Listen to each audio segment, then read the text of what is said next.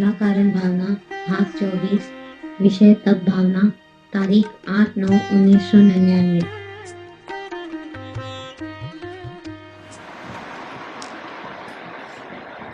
नमो अजंताणं नमो सत्ताणं नमो आयर्याणं नमो विभुजाय नमो वैरे सर्वसाम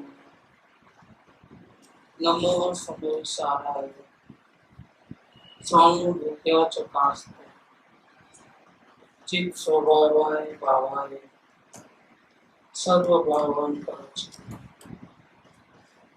मंगलम भगवान वीर मंगलम गौतमोगम मंगलम कुंद कुंडालु जयं धर्मस्तु मंगलम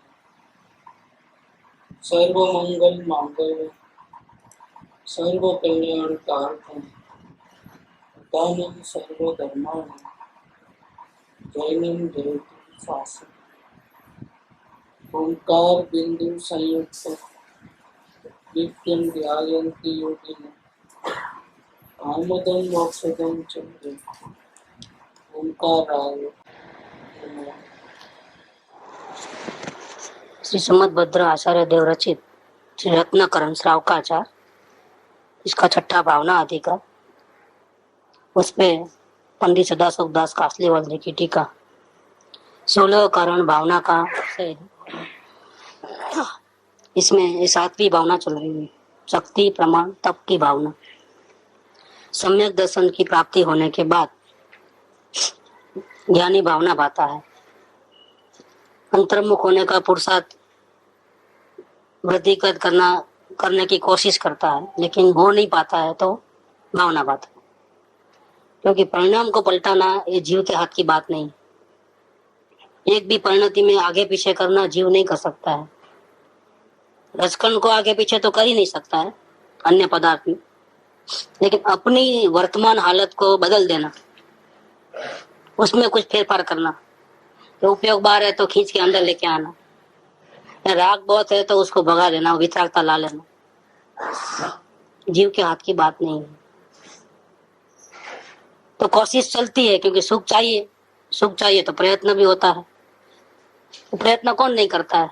संसार में सभी जीव प्रयत्न करते हैं, ज्ञानी अज्ञानी संसारी सभी जीव। सिद्ध भगवान भी प्रयत्न करते हैं, पुरुषार्थ तो करते हैं, लेकिन पुरुषार्थ के अनुसार कार्य होना नहीं होना वो अपने हाथ की बात नहीं रहती है। इसलिए भावना भाते हैं।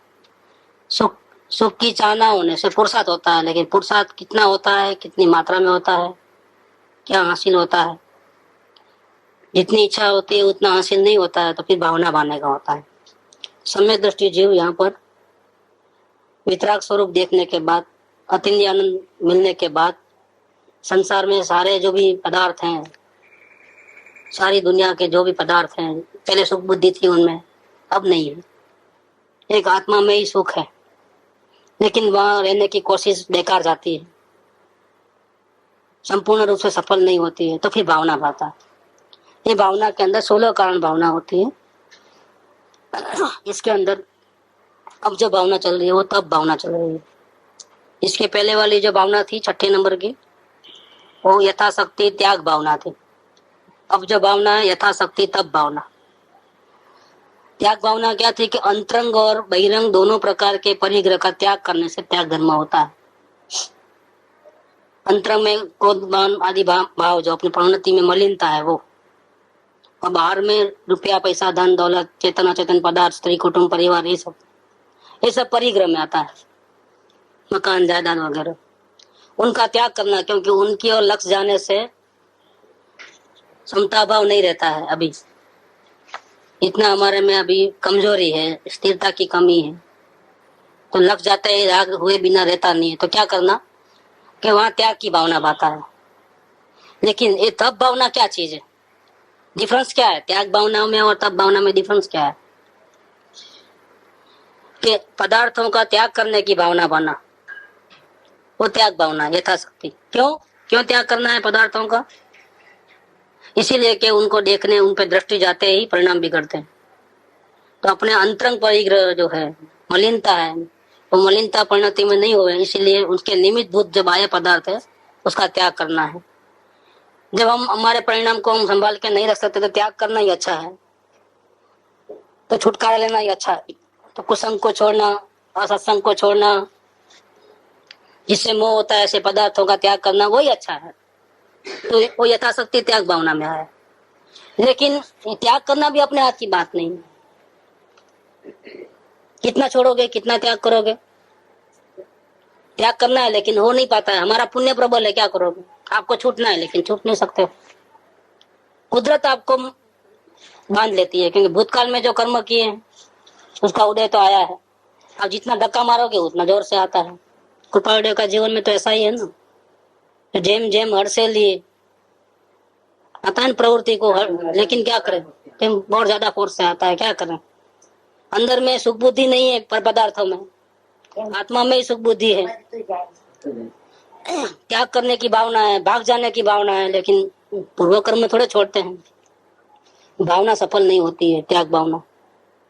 तो क्या करते हैं, वो प्रवृत्ति बढ़ते जाती है। तो फिर कौन सी भावना बना? कि तब भावना बना कि ठीक है, अभी जब त्याग होता ही नहीं है,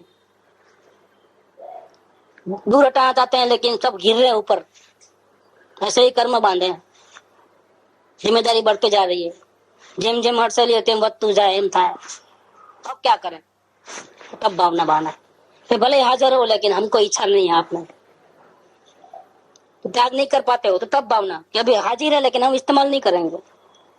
भले हाजिर है लेकिन हम इस्तेमाल नहीं करेंगे। अरे मर्सिडीज पड़ी है लेकिन हम नहीं बैठेंगे। इच्छा का अभाव, खाना बहुत 32 जात के पकवान है, हमको नहीं खाना है, उपवास। अब क्या करेंगे? कर्म का जोर कब तक चलेगा? जब अंदर की ताकत बढ़ गई, स्वरूप का आनंद मिलने लगा, तो बाहर में भी कौन मांगेगा? तो पहले तो दूर हटने का प्रयत्न, इसलिए कि भी हम कमजोर है, तो न देखना न डाजना, तो त्याग भावना। लेकिन वो भी सफल नहीं होगे तो सब भावना में आता है, अपनी ताकत को बढ़ाता है, और हाजिर है तो भी न देखता है, न सुनता है, न इस्तेमाल करता है, न भोग करता है, कुछ नहीं। भले हाजिर है, पदार्थ पदार्थ में और मैं मेरे में हूँ। तो यहाँ पर ये जो बात आई आगे कि दोनों प्रकार के परिग्रह में इच्छा का अभाव हो जाना, वो तप है। त्याग भावना में क्या है? त्याग कर देना, वो तप त्याग भावना है। दोनों प्रकार के परिग्रह को त्याग कर देना है, छोड़ देना, वो त्याग भावना है। और यहाँ क्या है कि हाजिर है लेकिन इच्छा नहीं है, परिग्रह में इच्छा नहीं। अब क्रोध है तो है, परिणति में हमको नहीं मिटाना है, हमको देखना भी नहीं। देखेंगे तो अच्छा बुरा होगा ना, क्रोध को हटाने का देखना ही नहीं, जाओ, देखना ही नहीं, जाओ। तो अपने अंदर में ही रहने का है, ज्ञायक को ही देखना है। तो जब हमारी उपयोग ज्ञायक में चले जाएगा तो परिग्रह क्या करेगा? परिग्रह तो राग द्वेष कब उत्पन्न करेगा? जब हम अपने स्वरूप से बाहर निकलेंगे तब ना। हम देखना ही नहीं, इसका इस्तेमाल ही नहीं करना है, भले ही हाजिर है। तो ये तपस्या हो गई है, इच्छाओं का नाश हो गया। तो दोनों प्रकार के परिग्रह में जब क्रोधादि भावों को ही पलटाना नहीं है, तो फिर अन्य पदार्थों को पलटाने का सवाल ही नहीं है। तुम दूर हटो, मुझे इस्तेमाल नहीं करना है, वो भाव भी नहीं। दृष्टि वहां नहीं लेके जाना, दृष्टि लेके ही नहीं जाना। तो फिर वो रखना नहीं रखना, मजा लेना नहीं लेना, सब कुछ नहीं। खाना नहीं खाना, वो भाव भी नहीं। इसका नाम तपस्या है। नहीं तो खाना खाओगे या खाना नहीं खाओगे, दोनों में लक्ष्य कहाँ है? दोनों में नजर तो कहाँ है? खाने के ऊपर, आत्मा के ऊपर थोड़ी है। नजर ही नहीं लेके जाने का। परिग्रह भले ही है, हम त्याग नहीं कर पाते हैं, अभी इतनी ताकत नहीं है, भावना बाने पर भी त्याग नहीं कर पाते हैं। पुण्य का उदय प्रबल है, सब गिर गिर के आते हैं, कोई बात नहीं, आओ, लेकिन हमको हमारे में ही रहना है, हमको इस्तेमाल नहीं करना है। इसका नाम तपस्या है। दोनों प्रकार के परिग्रह में इच्छा का अभाव हो जाना, तप है। इच्छा दो प्रकार की, नेगेटिव पॉजिटिव। जैसे खाना है तो खाना खाने का भाव वो नेगेटिव, नहीं खाने का भाव वो मोक्ष मार्ग के लिए पॉजिटिव। लेकिन नहीं, वो दोनों का विचार नहीं होना, कोई भी प्रकार का विचार नहीं, उदासीनता में आए, क्या है कि ऊर्ध्व रहे, ज्ञाता धारा में ही रहे, जानने मात्र ही रहे, साक्षी भाव में ही रहे। इसका नाम तपस्या है। तो इस में रहेगा तो खाना नहीं खाने का दोनों का भी वो करता है, उसके सामने रहने पर। वो तो जड़ खाता है, मैं कहाँ खाता हूँ, खत्म। वो बात अलग हो जाती है फिर उदासीनता में रहने से, क्योंकि नजर तो खाने पे नहीं है, नजर तो गायक के ऊपर है। और बाह्य पदार्थों में सहज उदासीनता वैराग्य रहता है। बस इसका नाम तप। वो निद्रा होती है। ये मुनिराज को खाना खाते हुए भी निद्रा क्यों होती है? यही कारण है। नजर खाने पे नहीं, नजर ज्ञान के ऊपर है, ज्ञाता भाव है। ये दो वो मत दो, नहीं कुछ नहीं, नो चॉइस, चॉइस नहीं है। तो शरीर का भाड़ा देने का वो भी विकल्प आया तो आए, बाकी वो भी नहीं। विकल्प नहीं आया तो आते ही नहीं। कोई जरूरी थोड़ा है कि रोज खाना ही है। विकल्प आया तो आना। वो भी पहाड़ों में रहते हैं तो आने में ही 2 घंटे लग जाए, 1.5 घंटा 2 घंटे।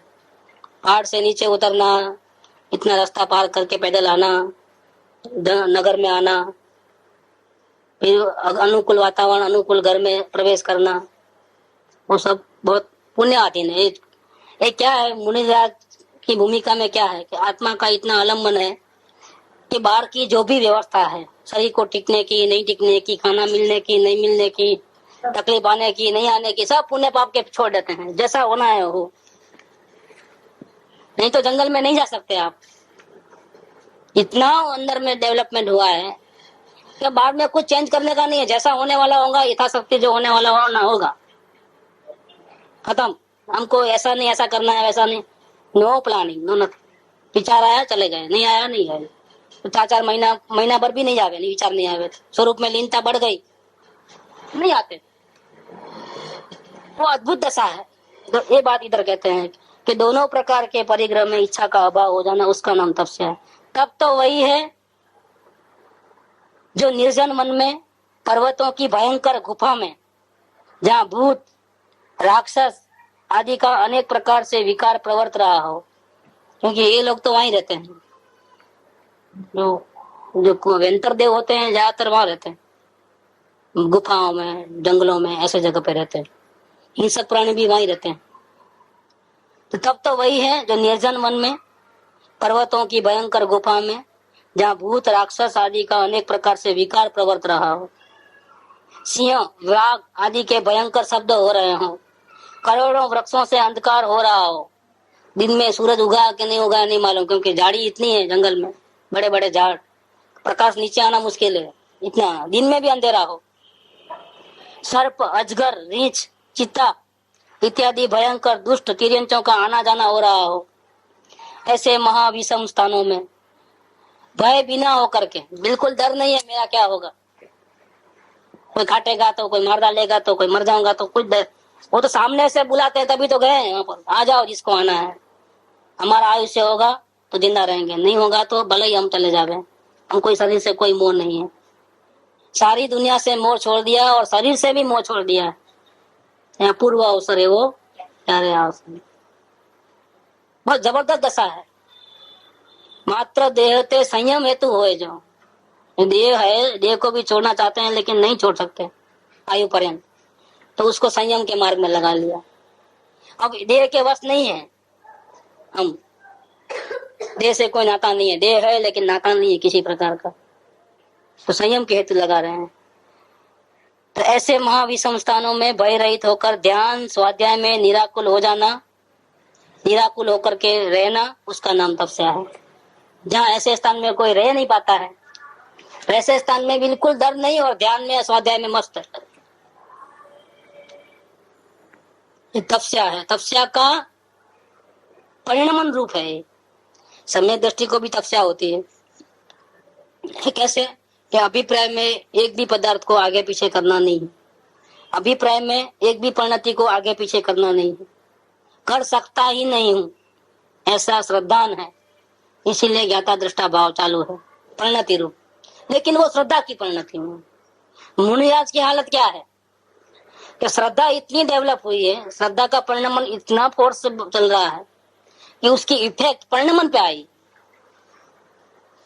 तो अंदर में श्रद्धा है लेकिन लोगों को मालूम ही नहीं है कि इसको आत्मज्ञान हो गया है।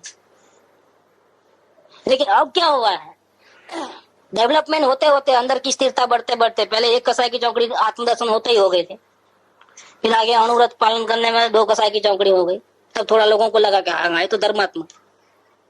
लेकिन अभी भी संसार में रह रहा है, व्यापार धंधा कर रहा है, थोड़े नियम में आ गया है, लेकिन फिर भी, लेकिन दूसरे से अच्छा ऐसा लगता है। लेकिन मुनिराज की बात तो कोई निराली है, अद्भुत है, मस्तक झुक जाए ऐसी बात है। नहीं आती है। ऐसे तपोनिधि जहाँ जहाँ जाते हैं अपने उसमें आता है भजन में, दर्शन मात्र से तो अपना एकदम फोर्स चालू हो जाए। और उनको उपदेश देने की जरूरत नहीं, उनको देखने से ही अपने को सब समझ में आ जाता है। वो अपने को उपदेश देवे और आत्मा क्या चीज है समझावे, जरूरत ही नहीं है उनको। उनके दीदार देखने से मात्र से, उनके दर्शन मात्र से और महाभाग्यवान को ही दर्शन मिलता है। ऐसे महामुनिवरों का दर्शन सभी को नहीं मिलता है कि जहाँ उपदेश की कोई जरूरत नहीं है। आत्मा क्या चीज है, आत्मा में कितना सुख है, संसार के कोई पदार्थ में थोड़ा भी सुख नहीं है, ये कुछ कहने की जरूरत नहीं। उनका दीदार, उनके दर्शन ही बता देते हैं। उनका परिणाम इतना व्यक्त हो गया है, इतना बाहर झलक रहा है कि लोगों को, अरे जंगल में रहने वाले जानवरों को मालूम हो जाता है, सर्प आदि को, अजगरों को, हाथियों को, हिंसक प्राणी वाघ सिंह जैसे, उनको मालूम हो जाता है ये महात्मा है, इसको कुछ नहीं करना, उल्टा उसकी रक्षा करना। अगर बहुत अशांत हो जाते हैं तो इनके पास आकर के बैठ जाते हैं और उनको देखते रहते हैं। कौन? जो मांस खाने वाले हिंसक प्राणी, वो भी आत्मा है ना, वो भी हैरान परेशान हो जाता है। तो फिर जंगल में तो कोई उनको शांति का बोध मिलने वाला नहीं है। कौन सुनाए शांति का बोध, कौन देवे उनको? लेकिन शांति तो सबको चाहिए, उनको भी चाहिए।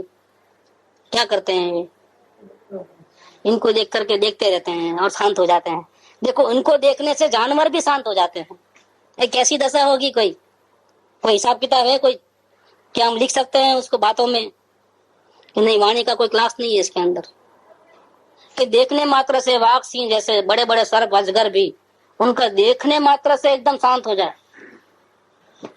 इसलिए लिखा लगे ओ सत्पुरुष न वचनामृत मुद्रा न समागम। तो अद्भुत अद्भुत रहता है। मुनिराज की बात हम नहीं कर सकते, वो धन्य दशा है। वो तो चलते फिरते सिद्ध भगवान है। सिद्ध भगवान को तो हम देख नहीं पाते हैं, लेकिन ये चलते फिरते सिद्ध, जबरदस्त उनकी परिणति रहती है। ये बात इधर कि ऐसे महाविषम स्थान में, जहाँ पर्वतों की भयंकर गुफा में भूत राक्षस आदि का अनेक प्रकार से विकार प्रवृत्त हो रहा है, सिंह व्याघ्र आदि के भयंकर शब्द हो रहे हैं, जो गर्जना सुनाई देती है, करोड़ों वृक्षों से अंधकार हो रहा है, सर्प अजगर रीछ चित्ता इत्यादि भयंकर दुष्ट तिर्यंचों का आना जाना जहाँ हो रहा है, ऐसे महाविषम स्थानों में भय रहित होकर आत्म ध्यान आत्मचिंतन में निराकुल होकर के, जरा भी फिक्र किए बिना किसी पदार्थ की, उसमें रहना, वैसी प्रवृत्ति करना, उसका नाम तपस्या है। बोलो अब ये तपस्या कहाँ है? आजकल की तपस्या क्या है? ये तो 2-4 उपवास किया और हमने बहुत तपस्या कर ली। छाता पूछो, अब नहीं पूछो तो गुस्सा आ जाएगा। ये तपस्या किधर, वो तपस्या किधर, जमीन आसमान का फर्क है। जैन दर्शन में जो तपस्या का रूप है ना, वो किसी के बस की बात नहीं है। वो ऐसे तपस्वी का दर्शन मिलना भी दुर्लभ है। वो स्थान पे जहाँ पैर रखते हैं ना, वो तीर्थ बन जाता है। जहाँ उनके चरण गिरते हैं ना, ऐसे महाज्ञानियों के, वो तीर्थ हो जाता है। लोगों का महाभाग्य होता है ऐसे स्थान पे वो जाकर के रहते हैं। बाकी तो किसी का संग चाहते नहीं है, लेकिन फिर भी जहाँ लोगों का भाग्य होते हैं, बहुत महाभाग्यशाली जीव होते हैं, तो उनको उनके दर्शन होते हैं, वहां रहते हैं उस भूमि में। आहार के लाभ अलाभ में संभाव रखना। देखो तपस्या क्या चीज है? आहार नहीं खाना, वो त्याग। और आहार मिल रहा है लेकिन लाभ अलाभ कुछ भाव नहीं अंदर में, ज्ञाता भाव। चाहे उपवास करे तो भी ज्ञाता भाव, खाना खाए तो भी ज्ञाता भाव। आहार के लाभ अलाभ में संभाव रखना। मीठा, खट्टा, कड़वा, कसायला, ठंडा, गरम, सरस, नीरस भोजन, जल आदि में लालसा रहित संतोष रूप अमृत का पान करते हुए, कौन सा? ज्ञाता भाव का अमृत। आनंद में रहना, वह तप है, उसका नाम तप है। दुखी हो जाना तप नहीं है कि भूख लगती है लेकिन आज तो उपवास है, खाना नहीं है, लेकिन घड़ी घड़ी तकलीफ तो होती है और दुखी हो जाए मन, वो कोई तपस्या थोड़ी है। आनंद में रहना वो तप है। इफेक्ट नहीं आना, पदार्थों की इफेक्ट अपने परिणाम पे नहीं आना, उसका नाम तपस्या है। दुष्ट देव, दुष्ट मनुष्य, दुष्ट तिर्यंच, 3 प्रकार के उपसर्ग होते हैं। उनके द्वारा किए गए घोर उपसर्ग, ऐसे ऐसे प्रसंग आने पर भी कायरता छोड़ करके कंपार्टमेंट नहीं होना, भागना नहीं, छुपना नहीं, डरना नहीं, मन में भी डर न हो, मन में भी भय न हो, उसका नाम तपस्या है। भागे तो खलास, वाघ आवे वो सामने से आता हो और मुनिया रास्ता छोड़ देवे, भागने की कोशिश करे और झाड़ पे चढ़ जाए, इम्पॉसिबल। वो मुनिराज ही नहीं है, बन ही नहीं सकता है। देखो ये क्या चीज है, ये कोई मामूली बात नहीं है, बहुत बड़ी जबरदस्त तपस्या है, ये आत्म साधना है। मेरा आत्मा मरने वाला नहीं है, मेरा वर्तमान जीवन तो कर्मों के अधीन है, पूर्व कर्म के अधीन है। जैसा होने वाला होगा होगा, हम हर प्रकार से तैयार है। मुमुक्षु को भी ऐसा भाव रहता है, तभी तो आत्म ध्यान करता है, लेकिन श्रद्धा में। ज्ञानी को भी वो भाव रहता है, लेकिन वो श्रद्धा की परिणति रूप। लेकिन मुनिराज की बात निराली इसलिए है कि श्रद्धा बाहर दिखने लगी, अब परिणमन में आने लगी है। चौथे गुणस्थान वाला होगा तो भाग आएगा, तो भाग जाएगा, ऊपर चढ़ जाएगा, क्योंकि उसकी स्थिरता में कमी है। लेकिन मुनिराज रास्ता भी नहीं छोड़ेंगे, सामने जाएंगे। जरा भी डर का भाव नहीं, भागने का भाव नहीं, मन में कोई विचार नहीं है। सर राग सिंह दुश्मन नहीं लग रहे, उनको मित्र लग रहे हैं। नहीं आता पूर्व अवसर में, बड़ी पर्वत में वाघ सिंह संयोग जो जाने पाम्या परम मित्र नो। ये शरीर हमको नहीं चाहिए, हम तो बोझा लेके फिर रहे बेकार का। पूर्व कर्म बांधे हैं, इसलिए भोगना पड़ता है सजा को। बाकी हमारा शरीर से का साथ कोई लेना देना ही नहीं, ये हमारे लिए बेकार चीज है। अगर तुझे चाहिए तो तू हमारा मित्र है, लेके जा भाई। ये क्या दशा होगी, आप कल्पना कर लीजिए क्या दशा होगी। यहाँ तो चूहा निकलेगा तो खड़े हो जाएंगे, जैसे चूहा निकला तो भी जैसा कि अभी खा लेगा आपने। ये अजब गजब है भैया, ये आत्म साधना यहाँ तक पहुंचती है। ये मुक्ति के पहले, केवल ज्ञान होने से पहले, परमात्मा दशा आने से पहले इन सब कसौटी में से गुजरना पड़ता है। ये कोई मामूली धर्म नहीं है, ये विश्व धर्म है।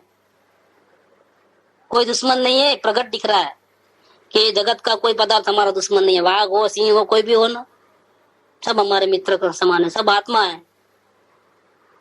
वो अपनी भूमिका में रहते हैं, हम हमारी भूमिका में रहते हैं। वो बेचारे को मालूम नहीं है आत्मा क्या चीज है, हमको मालूम है।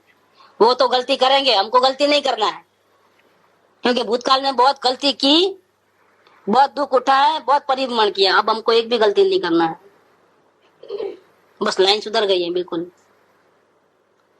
दुष्ट देव, दुष्ट मनुष्य, दुष्ट तिर्यंचों द्वारा किए गए घोर उपसर्गों के आने पर भी कायरता छोड़ करके कंपायमान नहीं होना, वो तप है।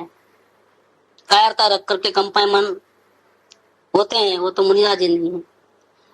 जिससे चिरकाल का संचित किया हुआ कर्म निर्जरित हो जाए, उसका नाम तप है। देखो प्रसंग तो आने वाले हैं, मुनिराज को उपसर्ग नहीं आते ऐसी बात नहीं है। 5 पांडवों को देख लो, सुकुमार मुनिराज को देख लो, गज सुकुमार को देख लो, रामचंद्र जी को देख लो, देशभूषण कुलभूषण को देख लो। अपन जाने वाले थे ना कुंतलगिरी, देशभूषण कुलभूषण को उपसर्ग आता है उसी जगह। तो रामचंद्र जी 14 साल के वनवास में थे, तो वो भी उस जंगल में आए थे, भटकते भटकते देखा कि राक्षस लोग तब उनके ऊपर बड़े बड़े पत्थर डाल रहे हैं, देशभूषण कुलभूषण मुनिराज के ऊपर।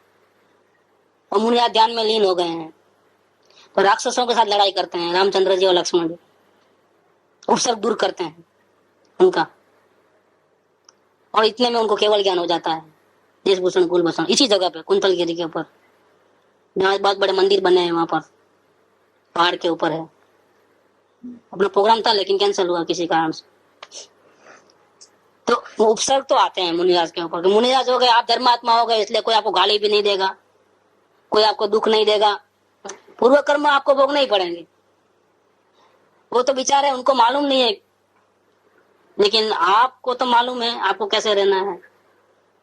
बस आप समता भाव में रहो, हर मुसीबत आएगी उसका समता भाव से सामना करो, ज्ञान ध्यान में लीन रहो, वो आपके हाथ की बात है।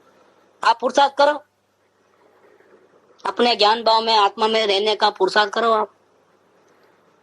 तो क्या होगा पुरुषार्थ करोगे तो चिरकाल का संचित किया हुआ कर्म निजरा हो जाएगी, उसका नाम तप है।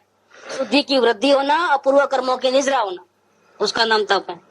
कुवचन बोलने वालों में, गाली देने वालों में, निंद्य दोष लगाने वालों में, हमने गलती नहीं की लेकिन झूठे आरोप हमारे पर आवे, सारी दुनिया थू थू करे, ऐसे दोष हमारे पर लगा देवे कोई, हमने एक भी गलती नहीं की तो भी।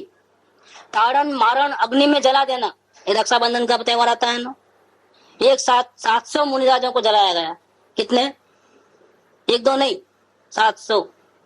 जिस जंगल में वो रहते थे, पूरे जंगल के बाउंड्री में वो लकड़ियां बिछा करके, इसकी बाउंड्री बना करके सारी लकड़ी को जला दिया गया, तो बाहर भी नहीं निकल सकते और अंदर में जल के भुन जावे बिल्कुल। 700 मुनिराज एक साथ में। तो विष्णु कुमार मुनिराज जो थे, उनको विचार आता है कि धर्म का सत्यानाश हो जाएगा, मुनिराज नहीं रहेंगे तो धर्म कहाँ रहेगा बे। तो उन्होंने अपना मुनिपना छोड़ दिया, उनको ऐसा विकल्प आया, और भी ब्राह्मण का वेश लेकर के बलि राजा के पास जाकर के उनको प्रसन्न करके 3 वर मांगते हैं, और फिर वो अपने चमत्कार विधि से, रुद्धि से राजा को बाध्य करते हैं कि उपसर्ग दूर करे। वो राजा पैर में पड़ जाता है, माफ करो करके, बोले उपसर्ग दूर कर दे पहले तो। 700 मुनिराजों को बचाया, उनकी रक्षा की, इसलिए रक्षाबंधन का त्योहार है। आज रक्षाबंधन का मीनिंग दूसरा हो गया बिल्कुल। असल जो हकीकत है वो ये है। अपन देवलाली में गए थे ना, कौन गया था? वहाँ फोटो है ना, वहाँ देवलाली में प्रदर्शन हॉल में। तो मुनिराजों के ऊपर आता है, एक साथ में 700 मुनिराज पे जलाने की आई पोजीशन, शरीर जल जावे बिल्कुल, लेकिन भागते नहीं कोई भी, एक भी मुनिराज नहीं भागेगा, भले जल जावे तो जिंदा जल जाएंगे, एक भी भागने का विचार तक नहीं आता है। तो कुवचन बोलने वालों में, निंद्य दोष लगाने वालों में, ताड़न मारण अग्नि में जला देना आदि उपद्रव करने वालों में, द्वेष बुद्धि से कलुषित परिणाम नहीं करना, मन में भी देखो, बाहर से वर्तन ऐसा नहीं करना, उनसे झगड़ा नहीं करना, उनको गाली नहीं देना, ऐसा नहीं बोला है, वो तो सवाल ही नहीं है। मन में भी कलुषित परिणाम नहीं होना, द्वेष बुद्धि से मन में भी विचार नहीं आना कि वो मेरा दुश्मन है, कोई विचार नहीं। तथा स्तुति पूजन आदि करने वालों में राग भाव का उत्पन्न नहीं होना, उसका नाम तपस्या है। देखो क्या बात निकली है। वंदे चक्री तथापि न मरे, बहु उपसर्ग करता प्रत्येपण क्रोध नहीं, वंदे चक्री तथापि न मरे। मुनिराज की दशा तो अलौकिक है। ये कृपावड़े ने भावना पाई है, अपना विषय भी वही चल रहा है ना, 16 कारण भावना और कृपावदेव का अपूर्व अवसर, एक ही बात है, दोनों एक ही बात है। 5 महाव्रतों का धारण करना, 5 समितियों का पालन करना, ये मुनिराज के वर्तन होते हैं। बाहर में करते हैं तो क्या क्या एक्टिविटी करते हैं। 5 महाव्रत तो सुनेंगे ही, कान में तो आवाज चले जाने वाले हैं, लेकिन सुनना नहीं चाहते, इसलिए मुनिराज इंद्रियों का निरोध करते हैं। वो हमारी भाषा में, वास्तव में क्या है, वो अपने आत्मा में इतना लीन है, उनको जरूरत ही नहीं है 5 इंद्रियों। तो 5 इंद्रियों का निरोध करना, 6 आवश्यकों को यथा समय करना, देव पूजा, देव दर्शन, देव पूजा, गुरु उपासना, स्वाध्याय, संयम और दान, ये 6 आवश्यकों को यथा समय करना। अपने सिर तथा दाढ़ी मूछ के बालों को अपने हाथ से उपवास के दिन लोचना, वो तप है। जब उपवास होता है तब निकाल देने का ये सब हाथ, उसका नाम तपस्या है। 2 माह पूरे हो जाने पर उत्कृष्ट केश लोच होता है। ये रोज इतना टाइम नहीं रहता है तो, लेकिन 2 महीने में तो फिर ज्यादा हो जाते हैं, ध्यान नहीं दिए तो फिर पूरा निकाल देना पड़ता है, ऐसा करके खींच के उत्कृष्ट केश लोच होता है। 3 माह पूरे हो जाने पर मध्यम और 4 माह पूरे हो जाने पर जघन्य केश लोच कहलाता है, वो भी तप है। अन्य भैंसियों के समान प्रतिदिन केश लोच नहीं करते हैं। शीतकाल, ग्रीष्म काल, वर्षा काल में नग्न रहना, यावत जीवन स्नान नहीं करना, जमीन पर शयन करना, अल्प निद्रा लेना, दांतों का अंगुली से भी मंजन नहीं करना, टूथपेस्ट नहीं, पाउडर नहीं, लेकिन हाथ से तो करो, नहीं वो भी नहीं। एक बार खड़े खड़े ही रस निरस स्वाद छोड़कर थोड़ा भोजन करना, एक बार सिर्फ, वो भी खड़े होकर के, रस निरस स्वाद लेना नहीं और थोड़ा बहुत भोजन कर लेना। इस प्रकार 28 मूल गुणों को अखंड पालन करना, वो भी बड़ा तप है। अब ये बाहर से व्याख्या बताई कि अंदर में इतना इच्छा निरोध हो गए हैं, बिल्कुल आत्मा में लीन हो गए हैं, तो उनकी बाहर से एक्टिविटी कैसे होती है? तो इस प्रकार की एक्टिविटी होती है। अंदर में जबरदस्त तपस्या चल रही है, अंदर में आत्मा की आराधना।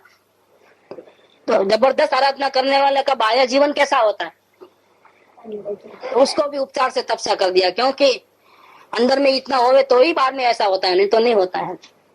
इन मूल गुणों के प्रभाव से घातिया कर्मों का नाश होकर के केवल ज्ञान प्राप्त करके मुक्त हो जाते हैं। क्या फायदा होता है कि ज्ञानावर्णी, दर्शनावर्णी, मोहनी और अंतरा, ये चारों कर्मों का नाश हो जाता है ये प्रवृत्ति से। अंदर की प्रवृत्ति और बाह्य प्रवृत्ति ऐसी रहती है। ये ज्ञानी जनों, ये तप धर्म का अंग है। ये तप जो है, ऐसी तप है, वो धर्म का अंग है। अब आत्मा परमात्मा की बड़ी बड़ी बातें करो कि देह भिन्न है, आत्मा भिन्न है, आत्मा तो ज्ञाता दृष्टा है, वो खाता नहीं है, पीता नहीं है, और फिर खाना भी खाओ, प्यास लगे तो पानी पी लो, तो परिणाम मन में नहीं आता है। परिणाम मन में कब आएगा, तपस्या करोगे तब। तो धर्म जो है, सम्यक दर्शन धर्म का मूल है, लेकिन चारित्र वास्तव में धर्म है। दर्शन मूलो धम्मो, चारित्र खलु धम्मो। धर्म रूपी जो वृक्ष है, उसका मूल सम्यक दर्शन है कि मैं आत्मा हूँ, मैं देहादि नहीं हूँ, कोई भी रचकण मेरा नहीं है, कोई मुझे सुखी दुखी करता नहीं है, मैं दुखी नहीं हूँ, मैं ही परमात्मा हूँ। इस प्रकार की जो श्रद्धा और कोई पदार्थ का आलम्बन न हो, उसका वो जो श्रद्धा है वो धर्म का मूल है। लेकिन वास्तव में धर्म क्या है कि मूल तो दिखता नहीं, झाड़ दिखेगा, तो चारित्र है और वास्तव में धर्म है। तो ये तपस्या है, ये धर्म का अंग है। धर्म रूपी जो झाड़ है उसके 10 अंग होते हैं। कितने? 10। धर्म माने शांति। आपको शांति मिली है, पता कैसे चले? आपको आत्मा का अंदर में श्रद्धा है लेकिन बाहर में गड़बड़ है बहुत, तो लोगों को क्या पता चलेगा? तो मूल तो हो गया लेकिन अभी झाड़ नहीं बना है, पौधा नहीं लगा है अभी। तो अंदर में स्थिरता बढ़ते बढ़ते जब अंदर में स्थिरता बढ़ेगी तो बाहर भी छोटा पौधा, फिर बड़ा बड़ा झाड़ ऐसा हो जाएगा। जब बड़ा झाड़ होगा तो उसके 10 अंग होंगे, 10 डाली होती है। ये तपस्या की डाली, ये त्याग की डाली, ये क्षमा की डाली, ये मार्दव धर्म की डाली, ऐसे। तो ये तपस्या है, वो क्या है? धर्म रूपी झाड़ का आपको शांति मिली है, परम शांति में आप रहते हो, इसका एक लक्षण है। कौन सा लक्षण? तपस्या। कि जिसको शांति मिली है वो ऐसा ही रहते हैं, ये उसका बाह्य लक्षण है। ये विचलित नहीं होते हैं जरा भी, खाने पीने में स्वाद नहीं लेते हैं, इस प्रकार से नीरस भोजन करते हैं। और जो बाह्य एक्टिविटी है तो इस पर से मालूम पड़ता है कि इनको अंदर में ही बहुत शांति मिल रही है, उनको बाह्य पदार्थों की कोई जरूरत नहीं है। अंदर में ही इतनी जबरदस्त शांति है कि बाह्य पदार्थों का आधार लेने की कोई जरूरत नहीं है उनको। ये प्रूफ है। तो ये इनके धर्म रूपी शांति का अंग है, one of the division part है। तो ये कहते हैं इधर कि हे ज्ञानी जनों, ये तप धर्म का अंग है। तप की निर्विघ्न प्राप्ति के लिए हमको भी ऐसा तपस्या होवे, हमारे जीवन में भी ऐसा दिन आवे, उसकी प्राप्ति होवे, और इसमें जरा भी हमको बाधा रुकावट अंतराय नहीं आवे। इसीलिए इसका स्तवन और पूजन करके मान अर्घ उतारण करो, भावना भाव कि हमको भी ऐसी पोजीशन में हमको भी आना है, हमको भी मुक्ति के लिए जल्दी से ये दिन आ जाओ। तप के द्वारा दूर रहने वाला तथा अत्यंत परोक्ष दिखने वाले मोक्ष भी तुम्हारे बहुत निकट आ जाता है। तब से क्या होता है? मोक्ष बहुत दूर लगता है ना, अब तो बहुत हार्ड है। आत्मज्ञान करना इजी है लेकिन मोक्ष जाना बहुत हार्ड है। ये 14 गुणस्थान, 4 से 14 तक पहुंचना है।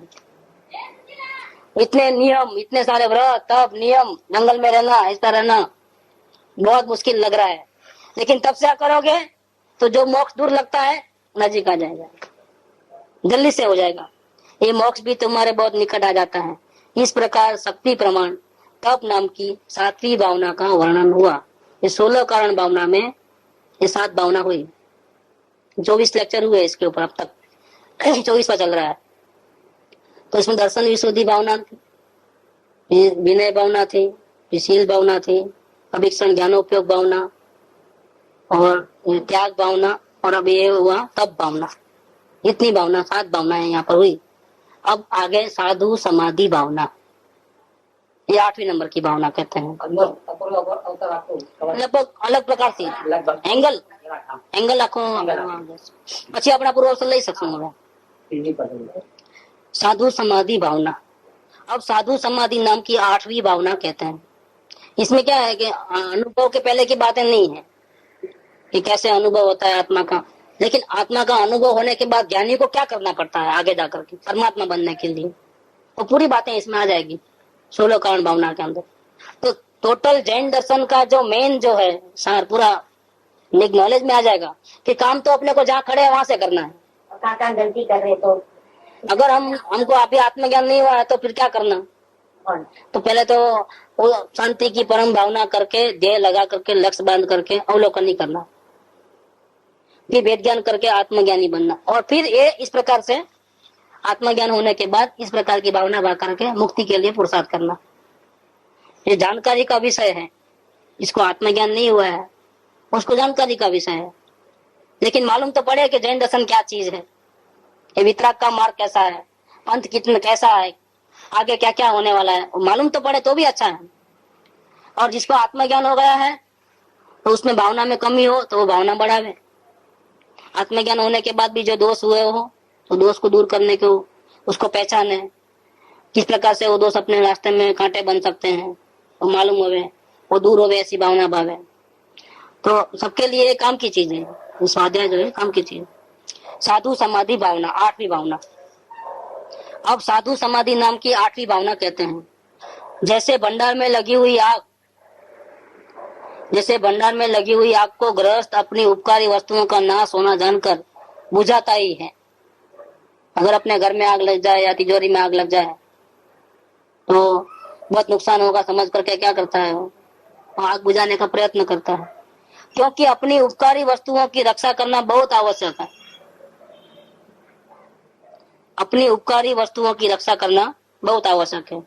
उसी प्रकार व्रत शील आदि अनेक गुणों सहित जो व्रती संयमी को किसी कारण से विघ्न आ जाए तो विघ्नों को दूर करने के लिए व्रत शील की रक्षा करना वह साधु समाधि है। वह भयंकर उपसर्ग आ जाए कि अभी हम नियम का पालन नहीं कर पा सकते हैं, खड़े खड़े आहार लेना है, लेकिन शरीर इतना कमजोर हो गया है कि अब वो खड़े रहने की इजाजत नहीं देता है, गिर जाते हैं, चल नहीं सकते हैं। देखो शरीर में कोई ऐसा रोग आ जाए चल नहीं सकते तो क्या करना, फिर समाधि का आधार लेना, लेकिन नियम भंग नहीं करना। प्राणों की बलि चढ़ा देना लेकिन नियम भंग नहीं करना। ये देखो ये बात है कि हम नहीं कर सकते, नहीं पालन कर सकते हैं। जो हमारे अंतर में जो स्थिरता है, इस प्रकार से जो बाहर में वर्तन होता है, अगर वो हम नहीं कर सकते तो क्या करना, प्राणों का त्याग कर लेना, उसको बोलते हैं साधु समाधि भावना। उसी प्रकार क्योंकि व्रतशील जो रहते हैं वो हमारे भंडार हैं, कर्मों की निद्रा करने के लिए पंच महाव्रत आदि जो थे 28 मूल गुण, वो कर्मों की निद्रा के साधन, इसमें बहुत से कर्मों की निद्रा होती थी। लेकिन अब ऐसी आग लगी है कि हमारी जो पंच महाव्रत आदि जो संपत्ति है वो सब जलने की तैयारी हो चुकी है, अब हम उसका पालन नहीं कर पाते हैं, उसका नाश होने वाला है। तो बेटर है कि उस आग को बुझा देवे। तो ये आग कहाँ लगी है, शरीर में लगी है, शरीर कमजोर हो गया है और तो कोई है ही नहीं चीज, उनके पास में शरीर है तो शरीर साथ नहीं दे रहा है। व्रत नियम का भंग होने का डर लगता है, बैठ के तो आहार ले नहीं सकते हैं, और आहार के लिए कि नगर में भी नहीं रह सकते, इतना दूर आना नहीं है, 2 घंटे तक चलना नहीं है। अब क्या करोगे, बीमार हो गए हैं, आंख दिन नहीं दिखता है, अंधे हो गए हैं, तो सब तो उड़े तो सभी को आने वाला है, तब क्या करोगे।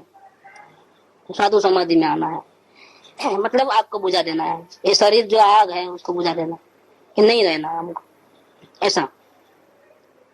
उसी प्रकार व्रतशील आदि अनेक गुणों सहित जो व्रती संयमी को किसी कारण से विघ्न आ जाए तो विघ्नों को दूर करने के लिए व्रतशील की रक्षा करना वह साधु समाधि है। आत्महत्या नहीं है वो, आत्महत्या अलग चीज है। आप बहुत दुखी हो गए, कोई आपकी बात नहीं सुनता है, बहुत अपमानित फील होते हो, लोग लज्जा चले गई है, सब थू थू कर रहे हैं और कर्जा बहुत बढ़ गया है, आप रास्ते से बाहर नहीं निकल सकते हो, आप फंस गए हो, उसका जो मेंटल इफेक्ट इतना बढ़ गया है, तो दुख इतना है, तो दुख का नाश करने के लिए आप आत्महत्या करते हो, वो गलत बात हो गई। कहाँ जाओ, भागोगे किधर? यहाँ नहीं चुकाओगे तो वहां चुकाना पड़ेगा। जो कर्जा लिया है वो तो चुकाना ही पड़ता है, इस भाव में नहीं तो दूसरे भाव में। किधर भागोगे? जितना लेट चुकाओगे उतना ब्याज बढ़ जाएगा। नहीं चुकाने का भाव में तो बहुत देना पड़ता है, बहुत गुना देना पड़ता है, ब्याज का ब्याज और पेनल्टी लगती है इसके अंदर।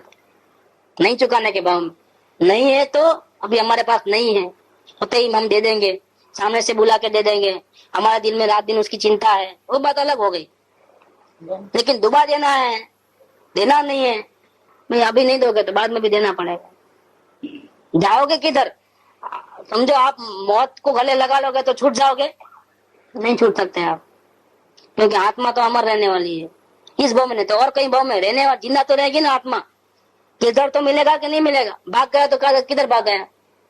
जैसे किसी का पैसा बाकी है, लोन लिया है, वो घर चेंज कर दिया, मालूम नहीं किया, लोन का पेमेंट नहीं कर रहा है, किधर तो दुनिया में होगा कि नहीं होगा? किधर से भी पुलिस को लगा करके कैसा भी करके पकड़ के लेके आते हैं, कहाँ भागेगा? और नहीं मिला तो भी कुदरत तो थोड़ी छोड़ने वाली है, कुदरत छोड़ने वाली नहीं है, सजा देने वाली है। तो यहाँ पर ये बात है कि विघ्नों को दूर कर, वो आत्महत्या करना अलग बात है, और ये हम धर्म की आराधना नहीं कर पाते हैं, वापिस विषय कसाय में आ जाते हैं, तो वहां अपना बुरा कर लेते हैं आत्मा का। तो विषय कसाय में वापिस नहीं जाना है, संसार में वापिस नहीं जाना है। जिस स्टेज के ऊपर हम पहुंचे हैं, 3 कसाय की चौकड़ी में आए हैं, उस पर से कसाय बड़े हैं, ज्यादा हो जाए तो हमारा बहुत नुकसान होता है। तो संयम की रक्षा करने के लिए, संयम करने के लिए शरीर था, क्योंकि शरीर को छोड़ नहीं सकते थे हम आयु पर्यंत। वही शरीर अब संयम की रक्षा करने में साथ नहीं दे रहा है, तब उसका भी हमको कोई जरूरत नहीं है, तब समाधि लेने का। लेकिन हम अपने स्टेटस जो है हमारे धर्म की आराधना है, प्राण चले जाएंगे लेकिन हम उसको छोड़ने वाले नहीं, इसका नाम समाधि भावना है। ये आत्महत्या नहीं है, ये बहुत कर्मों की निद्रा होती है। जो जिंदा रह करके जिन कर्मों का वो अभी जिंदा रह करके जो आराधना करने वाला था, समझो उससे कई गुणी ज्यादा निद्रा यहाँ पर होती है। ये समाधि में ही फायदा होता है ज्ञानियों को। तो समझो अगर समाधि नहीं ले रहे और जिस प्रकार से उसका जीवन बने, उसमें जो कर्मों की निद्रा हो गए, वो सारे के सारे कर्मों की निद्रा समाधि में हो जाती है। जाओ, तो उनका जीवन भी कर्मों की निद्रा करता है और उनका मरण भी कर्मों की निद्रा करता है। सब धन्य है, उनकी हर बात धन्य। ये समाधि मरण के बाद मोक्ष होता है? नहीं, मोक्ष तो अब जब श्रेणी लगाने के बाद आगे बढ़ोगे तब। समाधि तो छठे हाथ में, छठे गुणस्थान में होती है समाधि। 7, 8, 9, 10, 11, 12, 13 के बाद मोक्ष होता है। 14 के बाद सिद्ध भगवान तब बनेंगे। ये छठे गुणस्थान की बात चल रही है। 10-11 के बाद अगर शरीर साफ नहीं तो नहीं, वो तो श्रेणी लग जाती है तो भी सवाल ही नहीं है, शरीर की जरूरत ही नहीं है वहां पर। शरीर की जरूरत कब तक है? 4, 5, 6 तक। फिर शरीर है लेकिन पता ही नहीं है, क्योंकि उपयोग आत्मा में लग गया है कंटिन्यूस। 7, 8, 9, 10, 11, 12 के बाद खत्म, फिर तो फिनिश है मामला। उसमें कोई इतना देर नहीं लगती है। 7 में से अगर 6 में नहीं आया, 7 में से 8 में चले गया तो लाइन सीधी स्ट्रेट। ये तो लिफ्ट के जैसा है, जो भी समय लगता है वो कहाँ लगता है? 4, 5, 6 में। 7 में के बाद अगर 6 में नहीं आया तो लिफ्ट में बैठ गया, सीधा पहुंच गया, फिर तो प्रॉब्लम ही नहीं है, फटाफट होता है कार्य। क्योंकि फिर बुद्धिपूर्वक के तो कोई विकल्प है ही नहीं, मन वचन का करूं कराऊं अनुमोदना का 9 कोटि से। अब जो भी जो पाप वगैरह है वो मन में आते ही नहीं है विचार, मन तो बिल्कुल निर्विकल्प है, लेकिन बुद्धि अबुद्धिपूर्वक के विकल्प है। तो वो अंदर में निद्रा ध्यान लग जाता है, जब उपयोग आत्मा में रहता है तो अबुद्धिपूर्वक के जो मन में छुपे हुए हैं, मतलब पकड़ में नहीं आते हैं लेकिन है दोष, वो सब की जला के अग्नि हो जाती है, राख कर देता है। ध्यान अग्नि के द्वारा जितने भी अभी दोष बाकी रह गए हैं, जो हमको पकड़ में भी नहीं आते हैं, जो सर्वज्ञ के ज्ञान में आए हैं लेकिन हमको नहीं मालूम, सब जल जाते हैं। तो लिफ्ट में बैठा और फटाफट 7 में से 12वें तक आने के लिए कितना टाइम? 13वें तक आने के लिए अंतर्मुहूर्त में हो जाता है श्रेणी लगने के बाद। तो अपूर्वोत्तर में आया ना, श्रेणी लगाता है उसको, तो आता है बात।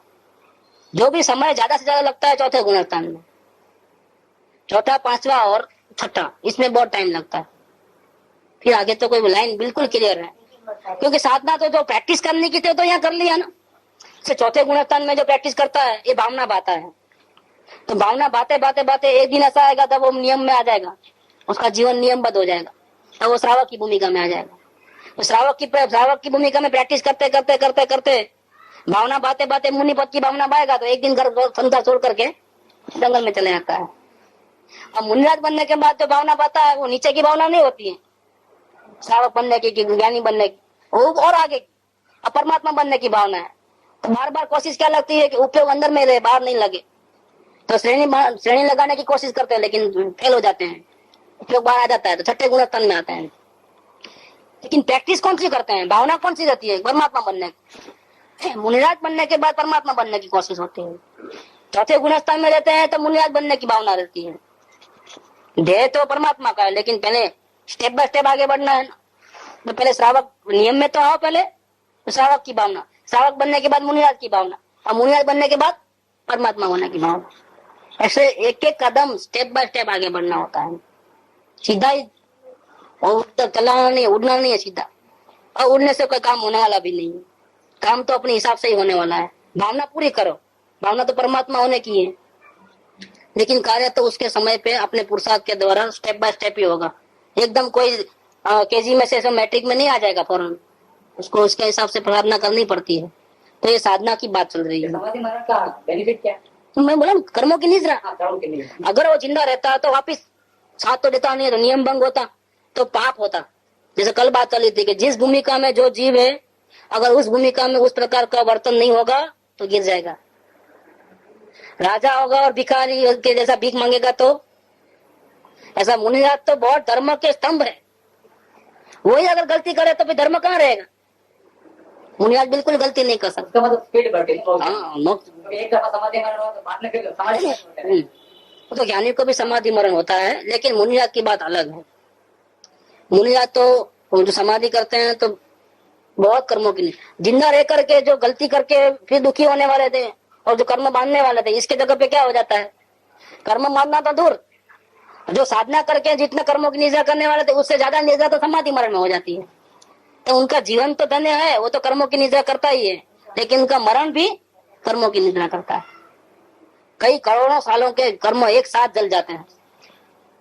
बहुत बड़ा काम होता है इसके अंदर समाधि में। ये तो मृत्यु महोत्सव है, वो तो बहुत खुशी खुशी से लेते हैं कि चलो अब ये भी पंचायत छुट्टी, शरीर को संभालने की, पंचमावत पालने की, सब नियम में रहने की, ये भी एक बोझा लगता था ना, वो भी गया, चलो जान दो छुट्टी अब। तो खुशी खुशी, जैसे बोझा कम होता है तो खुशी होती है, ऐसा ये हो गया है। उनको तो आनंद होता है, शरीर छोड़ने में उनको कोई तकलीफ नहीं है, उल्टा आनंद है, बहुत आनंद होता है। जैसे सम्यक दृष्टि को भी शरीर छोड़ने में डर नहीं है। क्यों नहीं है? कि वर्तमान जो पोजीशन है, जो इसमें धर्म तो है नहीं, किधर सत्संग भी मिलना मुश्किल है। तो अगर यहाँ समझो देह छूटा जल्दी जितना जब जावे तो वहां धर्म की आराधना कर सकेगा। संयम नहीं पाल सकता, लेकिन धर्म का वातावरण तो मिलेगा। भगवान के पास साक्षात वाणी सुन सकेगा, बड़े बड़े मुनिराजों के सामने गणधरों के साथ रह सकेगा। दूसरे ज्ञानी धर्मात्मा जो आगे चले गए हैं, जो देव पर्याय में अभी है, उनसे मिल सकेगा, चर्चा विचारणा कर सकेगा।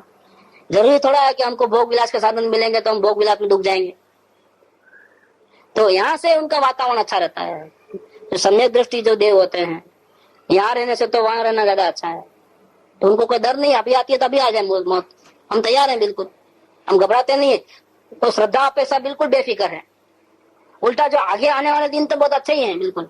अभी तो क्या है कि पूर्व कर्म काट रहे हैं, सजा काट रहे हैं, बोझा उठाना पड़ता है, लेकिन बाद में कोई प्रॉब्लम नहीं है, बाद में तो सब अच्छा है। अगर वापस मनुष्य जन्म में आएंगे तो भी जहाँ तीर्थंकर होंगे वहीं जन्म होता है, ज्ञानियों के घर में ही जन्म होता है, राजा महाराजा ही बनते हैं, ऑर्डिनरी पुरुष तो बनते नहीं है। कमाने की कभी जरूरत नहीं पड़ती है उनको, क्योंकि बिना कमाए ही मिलता है। अभी नहीं बनता है, करोड़पति के घर में जन्म हुआ तो क्या होगा, इस काल में भी जब करोड़पति के घर में जन्म हो जाए तो महंगाई नड़ती है उनको। महंगाई किसको नड़ती है? वो पाप करके आया है उसको नड़ती है। पेट्रोल के दाम बढ़ गए तो तकलीफ, गैस के दाम बढ़ गए तकलीफ, लेकिन किसको? जो बेचारे पाप करके आए हैं, पुण्य का उदय नहीं है, उसको तकलीफ होती है। पुण्य का उदय वाले को क्या तकलीफ है? जितना दवा बढ़ा लो, हमारी कमाई बराबर है, हम करा देंगे, हम तो महोत्सव करते हैं। देखो ये क्लास रहेगा ही रहेगा, ये डिफरेंस रहने ही वाला है, समझ लो। महंगाई की असर कमाने वाले को नहीं है, महंगाई की असर किसको है? जिसको कमाई लिमिटेड है, उसको तकलीफ है। तो यहाँ भी ऐसा होता है। सम्यक दृष्टि को भविष्य उनका बहुत अच्छा है, एक बार आत्मज्ञान करने के बाद संसार में भी जो है किसी प्रकार की कोई दुविधा नहीं है उसको। इतना बड़ा फल है समय दर्शन का, प्रतिकूलता तो सवाल ही नहीं है आने का, ये बात है। सुख धाम अनंत सुसंत चही, दिन रात रहे तद ध्यान मही। प्रशांति अनंत सुधा